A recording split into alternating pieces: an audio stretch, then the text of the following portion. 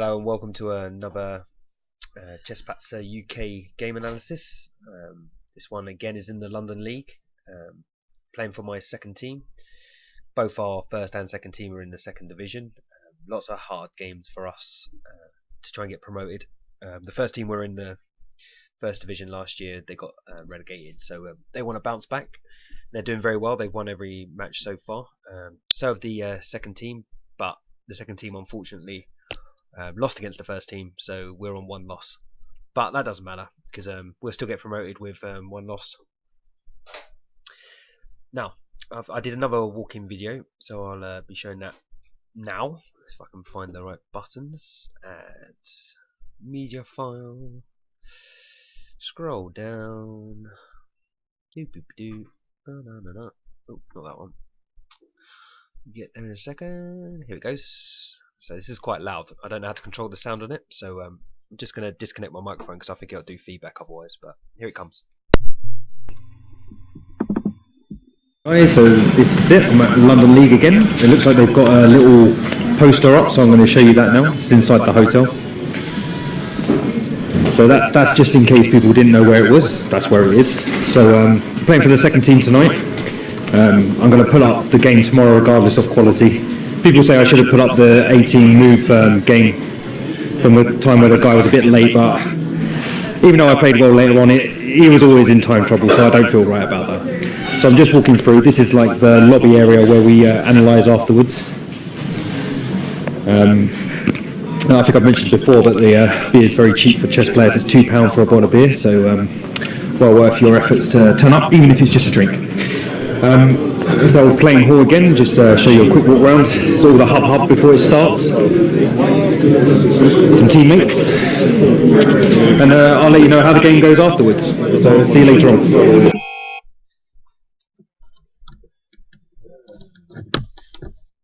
Why it makes that burp noise, but it does. Now, as I say, that's obviously pretty loud, so I need to learn how to do the control volume on that. My layout's a little bit different than usual.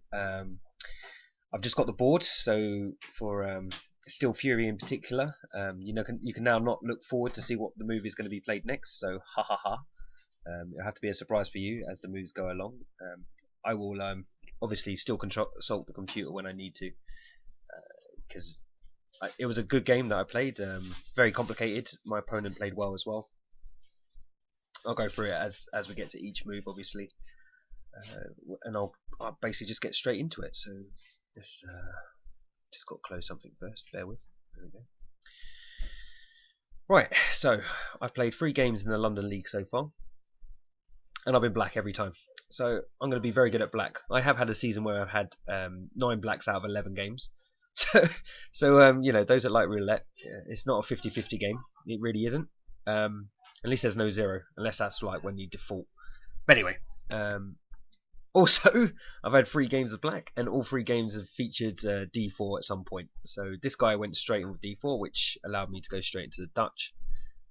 I'm learning a lot about the Dutch, I've got to say. By the end of this season, I might have to do my own DeeVeeDee and rival Simon Williams, even though I do steal all his ideas when I'm trying to attack. Right, so nothing to talk about to start with. This is generic classical Dutch moves. There's nothing. The move order is a little bit strange. Usually, one of the knight f3 is usually played at some point, maybe c4 before the bishop comes out, but I don't think it makes any difference. There's no way to crush the opening just because he did a slightly different move order. So I didn't think too hard here, and I actually got up on the clock. This is 30 moves in an hour and 15 each.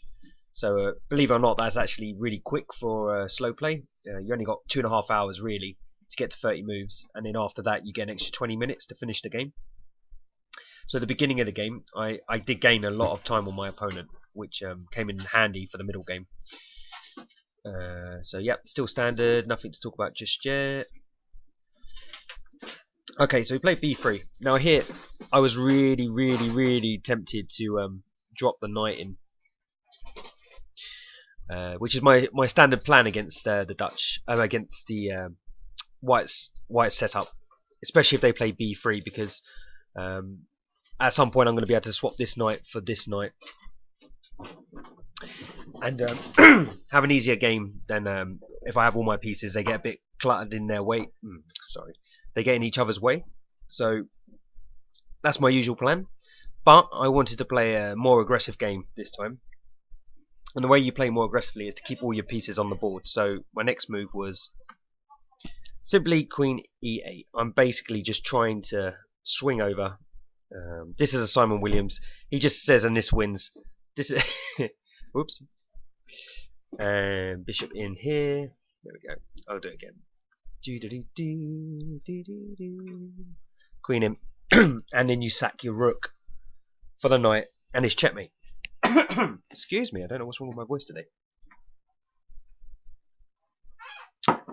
But that's obviously a long way away, and he gets to make moves too. But this is the point of Queen E8, is that you're eventually going to slide over here and smash the king. So he responded quite naturally. Now, okay, there's nothing happening just yet, but long term, this bishop is threatening all sorts of horribleness at some point down on G7, and this bishop always keeps this bishop honest, as in it's the only piece that really can defend this pawn. It's not very easy to push the pawn in front because the rook's always going to be loose. So his setup is very, very flexible, which you'll see because we play a little bit of cat and mouse now.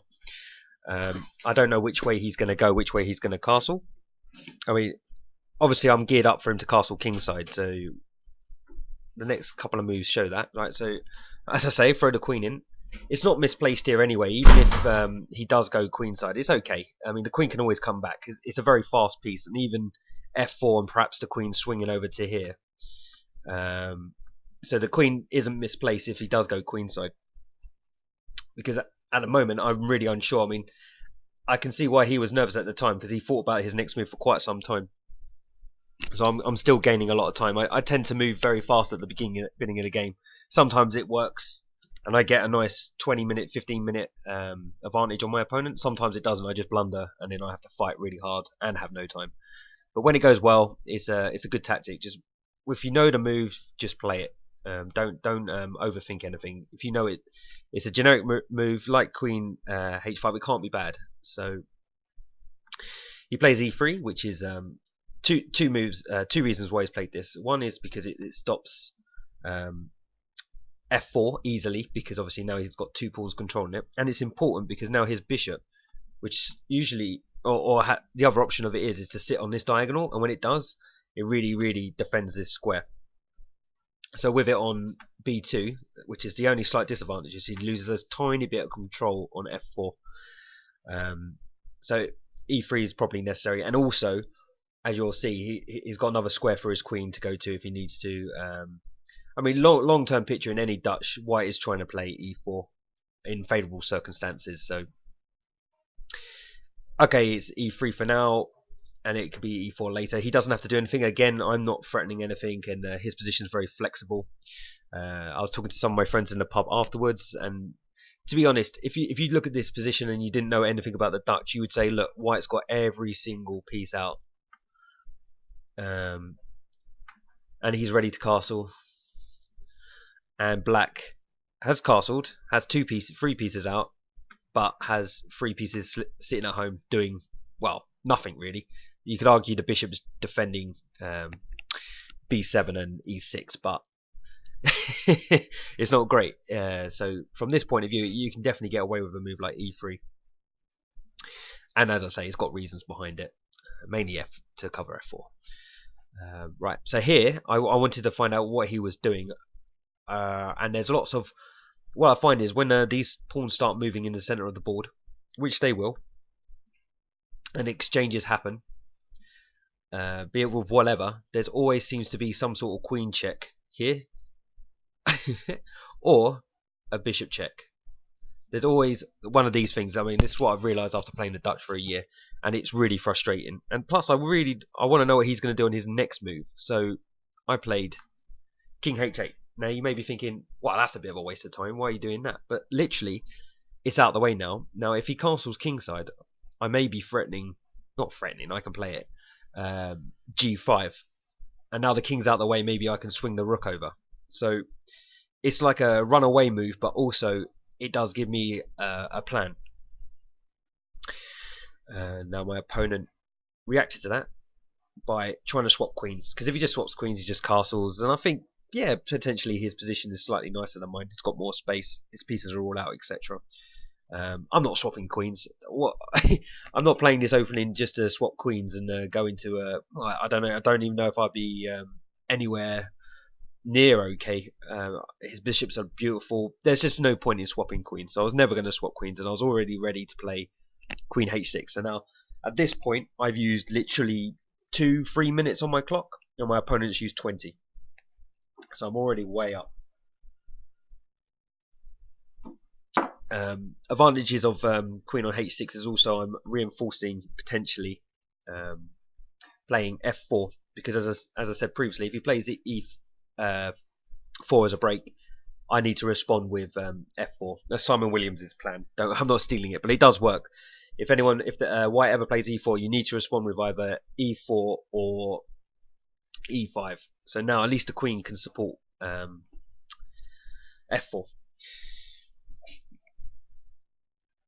So Queen E2. Now he can castle queenside. So no, I didn't think again too much about this move. I don't necessarily want to dissuade him castling queenside, but if he does go queenside, I'm sort of set up already for a kind of kingside attack.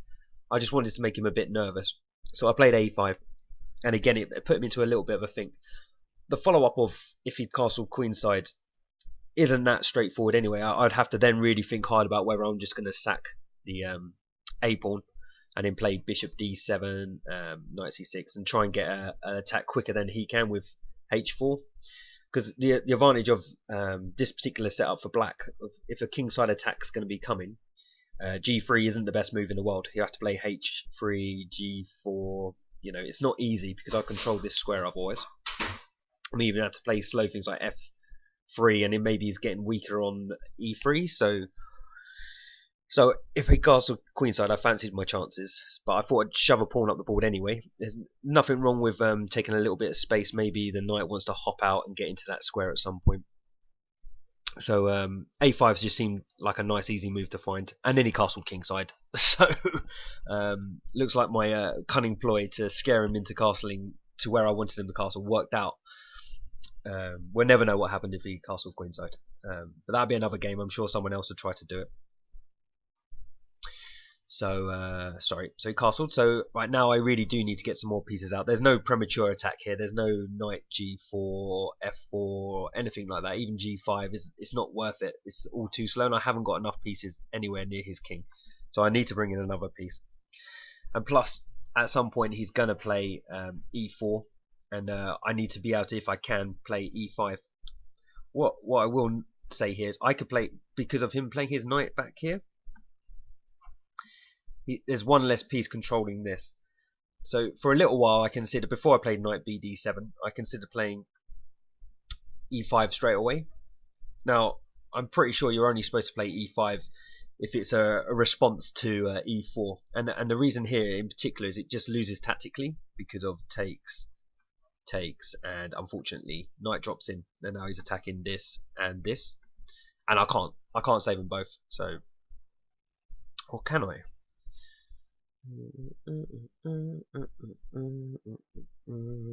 Just having a look. What happens if I play?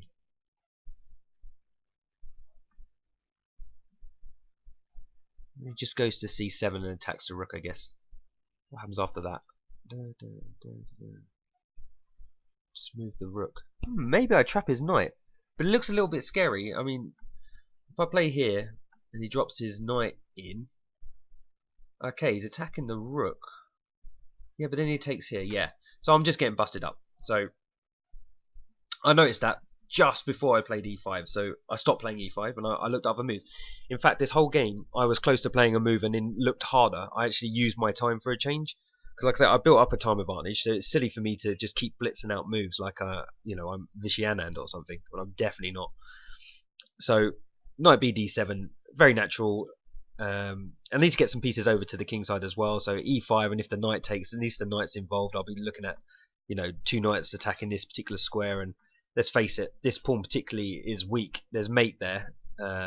Obviously he can bring his knight back in, but perhaps there'll be a way to trade one of my knights for his knight, etc., etc.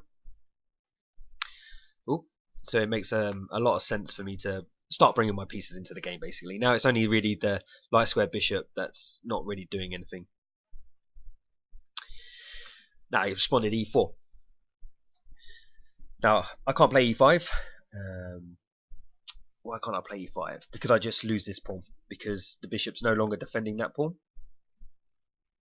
So e5's off the menu, so that didn't take me long. I really got to say I played this quickly just because I'd already pre-planned to play this, and it's silly, but I spent enough time to know that I was going to play f4 as soon as he played e4. The setup for my pieces are right for it. Obviously he won't ever take. If he takes, then I mean I've just got a crushing position. I'm just going to be storming through. It's just, you know, it's horrible for him. And then eventually e4, and then I'll get my bishop in, blah blah blah. So I've got this in my mind the whole time, that it'd be great if I can just crush him really quickly and go up to my captain and say, yep, job done, boss. Next. But chess, unfortunately for me, I'm no Simon Williams. He seems to get away with it. Every time I try and do this gung-ho stuff, it becomes really, really, really complicated, and I get nowhere. But we'll see. We'll see how this game goes. So he actually played e5 really quickly, and the initial take I did straight away because I have to. Now, when I took this point, just to say, because if I don't take, I can't allow him to take me. Sorry. Oops. Yeah, I mean that's helpful, that arrow, because the queen's actually on this pawn as well, so I can't allow him to take. So that's why I took without hesitation. And now the plus side also is, okay, it's a thorn in my side, this pawn, but it's now blocking in the bishop. And the knight, I got to say, I was happy with this point because I had a few plans here. I didn't just have the one. And it's funny enough, I stumbled across the right move right at the end after a really big think. Now, I've got a few options here. I'll go through them, how I went through them in my head during the actual game. And my first option was just to put my knight here. And you're thinking, okay, what's your knight doing over there? I'm not really threatening to do this and then takes, because the problem is, and then knight sack. There's nothing like that at all, because his rooks are just going to be better than mine. He just swap rooks, bring the other rook over. I'm still going to have a lot of problems, because though I control this square, I have back rank issues. I can't easily get this rook across to defend along. So that's not the idea. So the literal idea was this. I thought, and this was, obviously when you picture in your head when you haven't played a move, it becomes a little bit difficult. But I saw this position where he just attacks it because I've got no squares, right? But then I saw that I had an in-between move. So chuck the pawn into him, attacking the queen. So he's got to respond, right? I don't think taking with bishop's a good idea, because it leaves a lot of squares that, and including this one.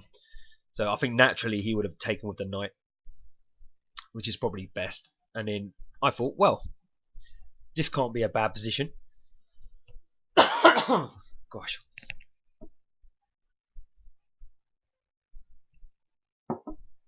And I'm pretty sure that I'm actually going to flick the computer on here just to get an eval. You won't see this, but you have to take my word for it. And if you put this on a computer, it will confirm what I'm just about to say. It says black is 0.74 up here, and considering I'm a pawn down, that means a massive attack, basically. But the funny thing is, like, two reasons here. One, he's not forced to play g4, so I had to start looking at other moves, and I'll come back to that in a second. And two, I couldn't actually see any follow-up after just moving the queen somewhere useful. I'm not even sure where useful is at the moment, but let's say e3, because then the knight's a little bit pinned, because it's obviously on my queen. He'll just swap queens if I take the bishop and be a pawn up. And the other reason I was a little bit worried was just bishop dropping back as well. I'll worry about this later on, because that is a slight issue with the pawn being on f4, is at some point it could get pinned. Remember, there's a pawn here usually, so I'll come to that later because this is funny how you fear things as you're looking at other lines, but it's good. So all that, I mean, don't get me wrong, it must be good for black because the computer says it is, for one, and two, that's a lovely knight, right? And I get moves too. It's not like he just gets to play the moves I just showed and that's it. But he doesn't have to play g4. It just g4 would be, you'd think, a natural move because potentially, you know, this is underestimating your opponent because you're just assuming that, oh yeah, he's trapping your knight, but he would definitely see that I'm going to move the pawn next. So I started looking at other moves that he might play. Now, this is a weakness in the Dutch, always is. And a lot of the time you just defend it by just dropping the bishop back, and it looks really negative. So it's not always a nice move to play. And the problem with this position is this knight can move somewhere useful. Because my knight is really offside here. He doesn't have to help me promote my knight. So I don't know. I'm just going to use the computer here because I'm pretty sure it's going to show me a more clean line. I was thinking knight straight here. Let's just see what the computer thinks about that actually. And then I don't know. Okay, well, let's say we just kick it to start with because I don't have to lose that pawn, do I? Not on purpose. Ah, then he gets his knight in here. Yeah. Okay. And if I, well, yeah, see, now what's my follow-up? I don't have any pawn up. I don't have any. Look, my knight's stranded, yeah. And now he's suddenly got a really good knight. If I take it, he's going to have a really good bishop. So my position is actually pretty horrible here, and the computer is confirming that it's plus 1.51. But it actually finds an even better move. It says. No, it's agreeing with knight b5 now. Good. And that's what I saw, knight b5 and a lot of trouble. A lot of trouble. So I didn't play knight there. The second option I had was just dropping my knight back. Okay, it's really, really negative to do so, but my theory, and it's just a theory, was I'd play my bishop out because it'll help the pawn attack potentially, and then I'll replace that bishop with the knight, and then potentially have a square here. But it's so slow, and you know my opponent, he can make moves. I mean, this was going to be my actual choice, so I'm kind of happy I kept looking because you know, if you've got the time on your clock, just invest it. You know, there's plenty for you to see if you've got enough time. I guess I mean, computer's saying he'll just play knight f3, and what did I say? I was going to play this, and then computer's going to kick my ass because computers do. It's going to play knight e4. Yeah, okay. Yeah, okay. I'm getting nowhere fast. It would seem. He's starting to cover a lot of attacking squares. I don't like it. I don't like it. I don't know, but you know, it's slow, and I'm not surprised that it's easy for white to maintain an edge basically. So I kept looking, and then I thought, well, hang on a minute, what if I just take it? Alright, so takes, obviously queen takes, and then I was like, oh, hang on a minute, what about knight here? That's a good threat. There's no way you can save the queen because I'll mate you on h2 if you move your queen. The queen has no good defense of the h2 pawn, so it just wins. So he's not going to take the knight. So I was like, what's the follow-up? Okay, so if I take with the knight, he can't take with the queen. But the bishop is defending that square too, so I was thinking, oh, maybe I'll try. Well, I'll show you because I did play this.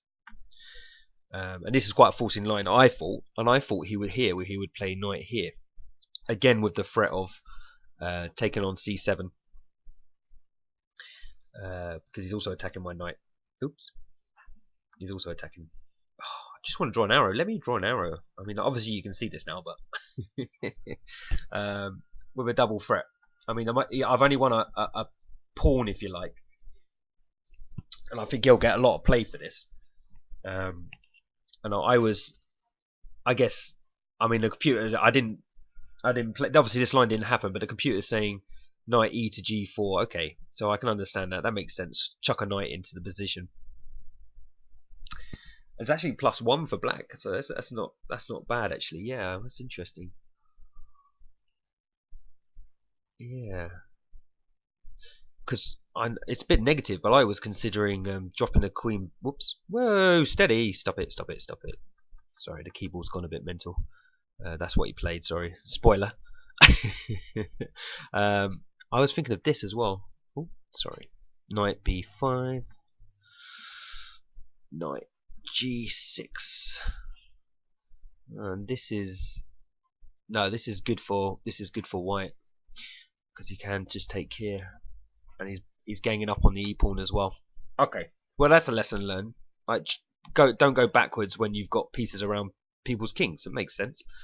So I rambled a bit there, but basically, long story short, that's what I thought he was going to play, and I backed myself. I think I would have eventually changed my mind, hopefully, and played that. I had plenty of time, so it makes sense because you want to keep attacking the h2 threat and mate. And then it's a little bit forcing, so perhaps I would have seen that it would have to play knight f3. Perhaps I can take the g pawn. So those thoughts would have definitely gone through my mind. But he actually played the best move. I mean, knight b5 isn't the computer's top choice. The computer's top choice is actually knight f3.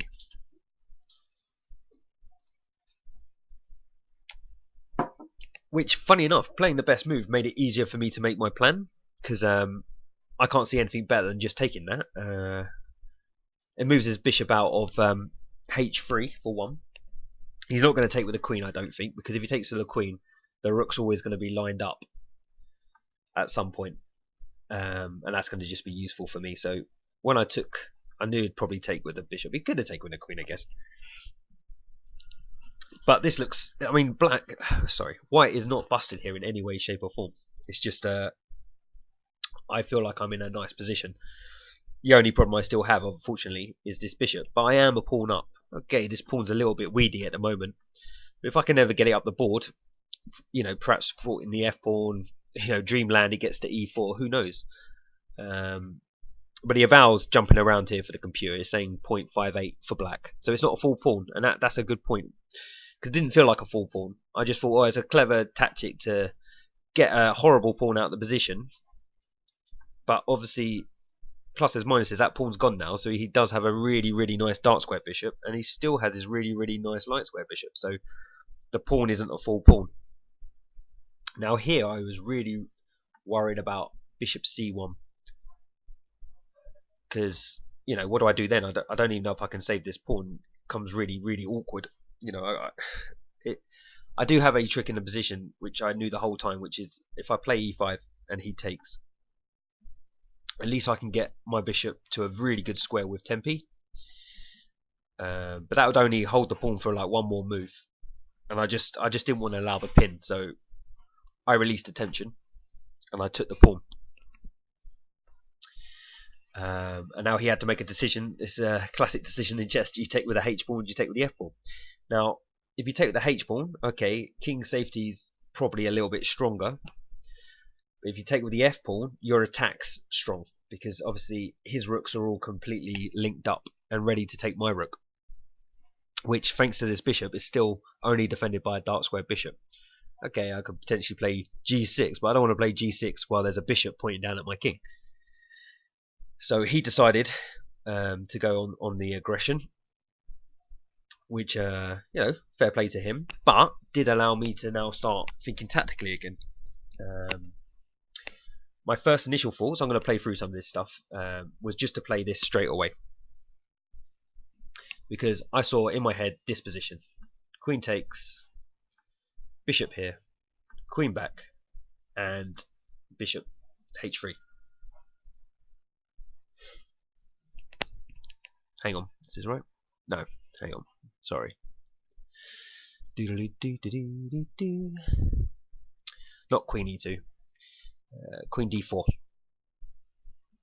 because you want to keep this threat. Basically, it's a really good threat.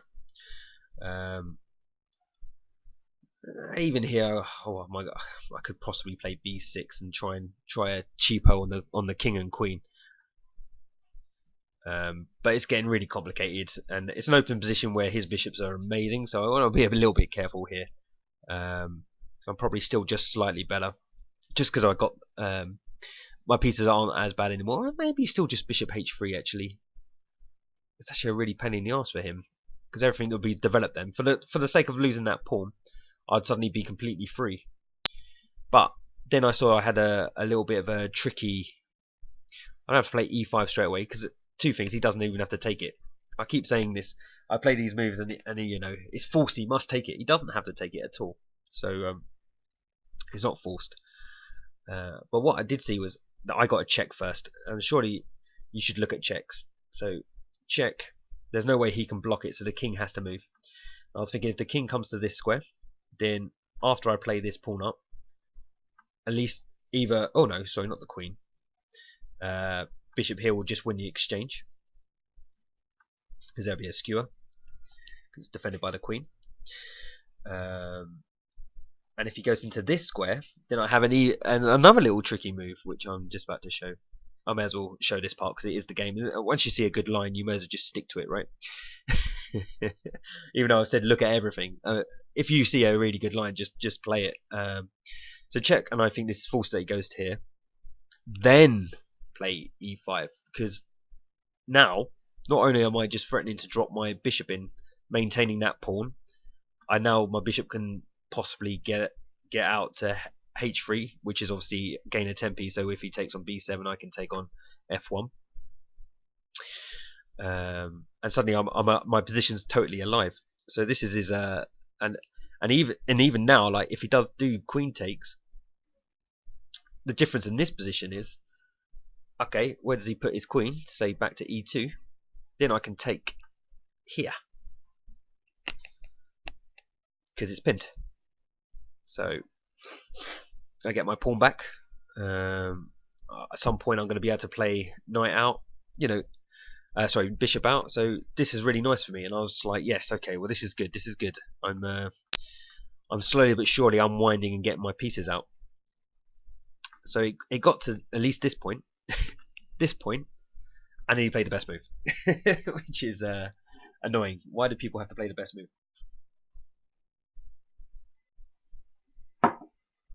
Now here, I originally was all gung-ho, and I'm like, well, it doesn't matter, because I'm going to just follow through with my plan. But I have a really bad back rank, and this is what I saw. The computer's going to probably tell me I'm completely wrong now. But I thought, after this, he would take here, I would take here, he would take here. And then I wasn't sure what I was going to take with.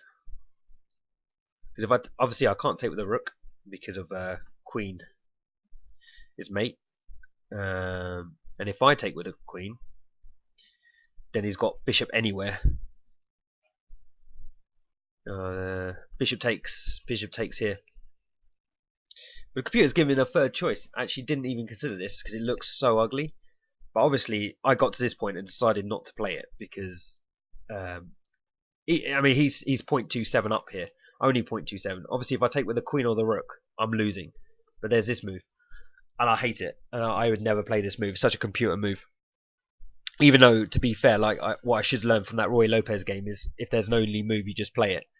It looks horrible. I feel like my king's very open here, and I don't know.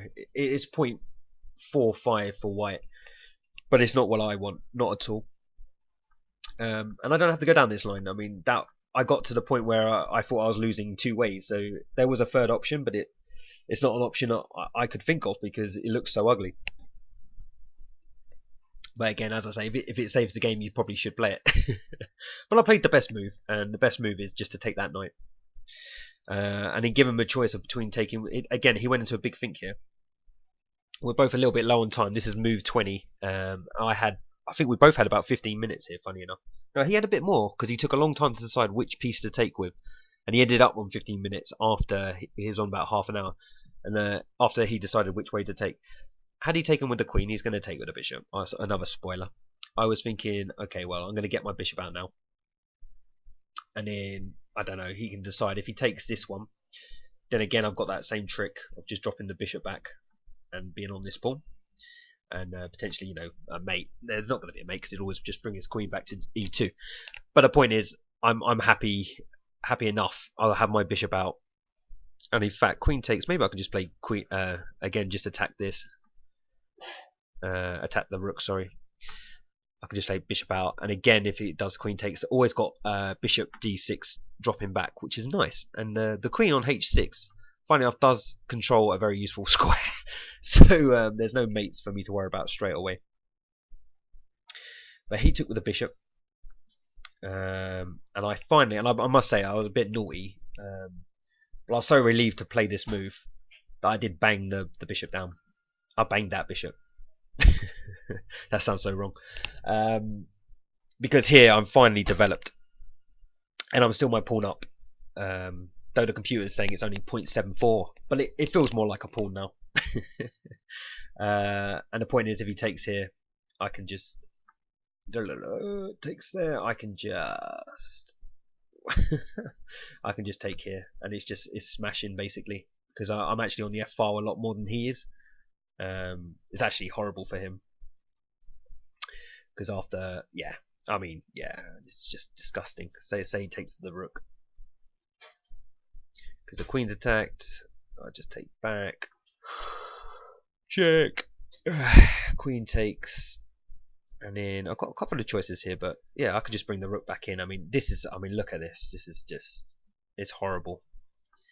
And you know, I'm the exchange up as well. He's just getting smashed, so he couldn't take on b7, but he didn't. He played the right move, dropped the bishop back.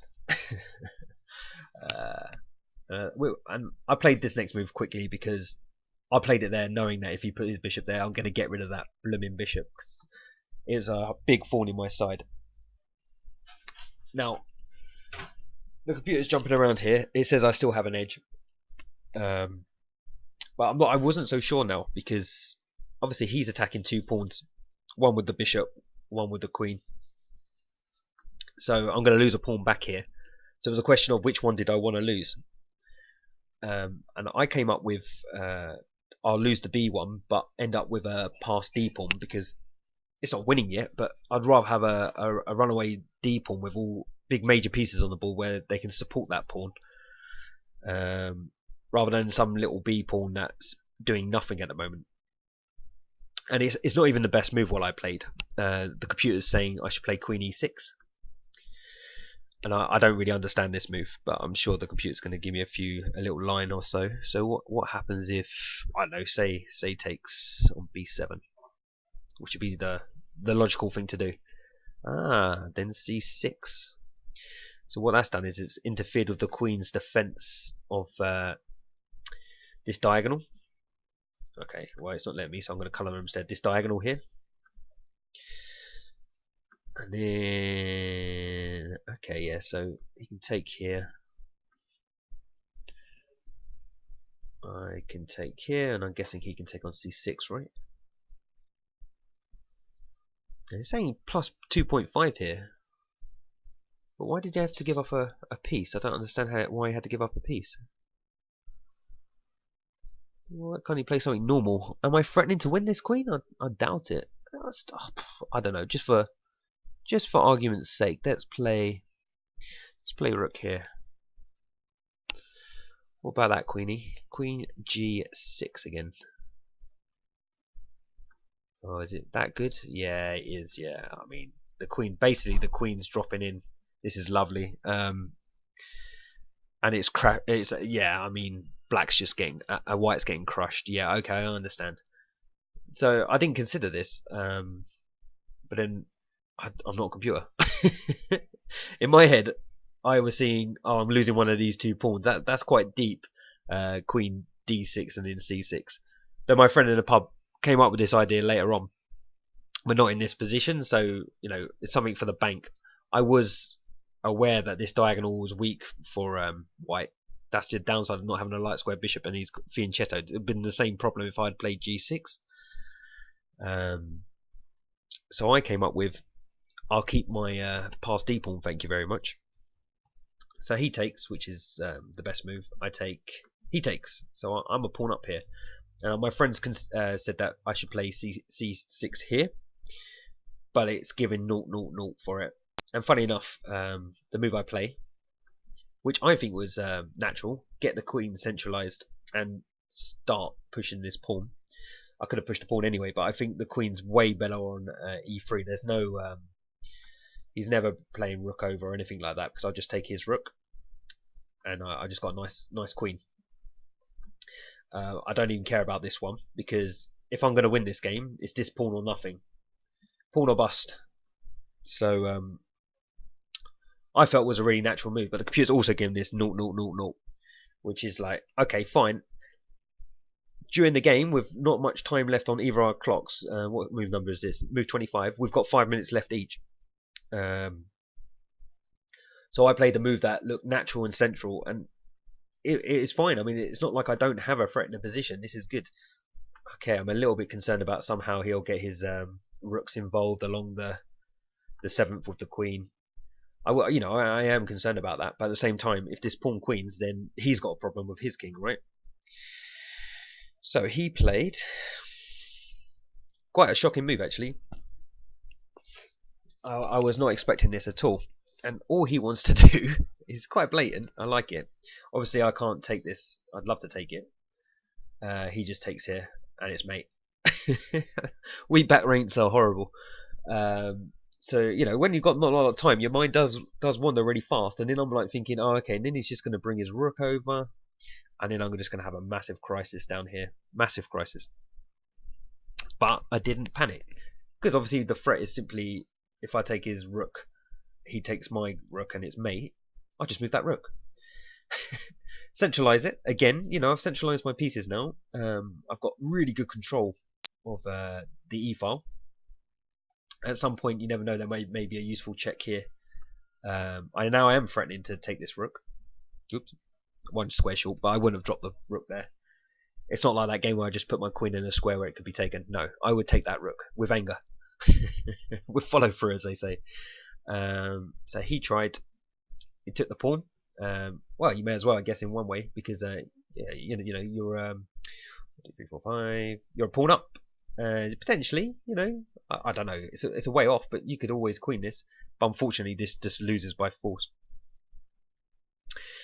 because that pawn is so fast. It's ridiculously fast, and I don't actually see how he stops it. I mean, he tried rook a to f1, but this again it's an easy tactical combination. It's not hard to work out, so I'm not going to dumb it down for you guys. I'm just going to play it. Because the big point of all of this is that pawn is just so fast. So with both of us hitting time control, he resigned, because there's no way to stop that pawn. If you drop it back, yeah, I might as well just play it through. Then you just drop your rook in. There's nothing stopping this. This is now pinned, so the best move you can do is king over. You just take it and then queen. And the only other way he could play is rook here, but it's the oh my gosh, it's just going to make me play it. Rook here and then just rook check again, because there's no back ranks while I'm doing all this with checks. So simply king down and then queen again, and then I've defended d8. So that's it. So it was a very interesting game. My opponent defended really well after losing that pawn, but what I want to take from this game is that I managed to look at a few more lines than I normally do, and after I initially captured back on e5, I stopped and I had a real good think about it. It would have been quite easy just to play a casual move there, but I didn't. So for every bad game I play, I should hopefully throw in a few of these better ones. And the icing on the cake is that the team won as well. So we're still only lost to our first team. We actually at least smashed them. They had 3 200s on the top board. We got a draw on the very top board, and he was a 219. That was a great draw, and he was our guy was actually a pawn up, so he had the better of the draw. And then he didn't walk into it, but there was some kind of perpetual. It was very dangerous, so he ended up just taking the repetition. On the second board, my friend Luis, he's done really well as well against a 209. He's a 170, and he's a pawn down, but it's holdable and it's in a germ position, so I'm sure he can whack down to a computer and see what's going to happen. In other news, I'm playing the Imperial chess congress this weekend. I can quickly bring that up on here. Hang on, bear with. Goodbye to chess analysis, and hello to the website of the tournament I'm going to play. Which again, I'm going to do a couple of walk-in videos. It's a weekend tournament. There's a game on Friday, and on one game Friday night, 2 games Saturday, and 2 games Sunday. So potentially 5 games. I might take a bye on one of the games, but I haven't decided yet. The Friday night game is going to possibly be the hardest game because it's I'll spell it out in a minute. It's top against bottom, so I will get one of the better players. And if I win, oh my god, I'll get one of the really good players. There will be some title players there. At the moment, there's only a FIDE master, but they don't seem to put on when the GMs turn up because I think they decide on the day. But usually there's Chinaev. He normally turns up. He's a pretty good GM, Russian GM. Sorry, I do digress. Oh, I can't use that keyboard because it's broken because of the coffee, which I've mentioned before. Now I can't spell.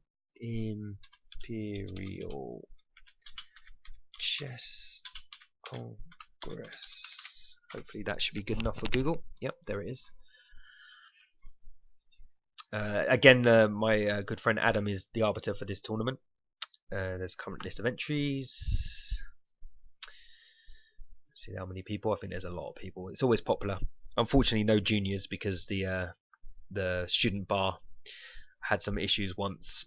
I can't imagine some junior players going down there and asking for beer, but something like that must have happened. I'm down here. Yeah, I am. There's lots of people in the open. Let's do it by rating. Let's see who's top rating in this. There's some people that don't put their ratings like me, but there you go. So there's 23, 36. He's the FIDE master I mentioned, but there will be. These are all 200 plus players. ECF. There's going to be some really tough games. But if you fancy popping down to watch, it's a very nice room where we play, and the student bar is very cheap. So you just have to chat to one of the chess players. He'll be able to get you a drink, because we get a little special card. But I'll do a walk-in video for that as well. But that's the end of the video, so I hope you enjoyed it. And I'll be doing another one soon, hopefully from the Imperial College. So goodbye for now. Oh, and like and subscribe. Bye.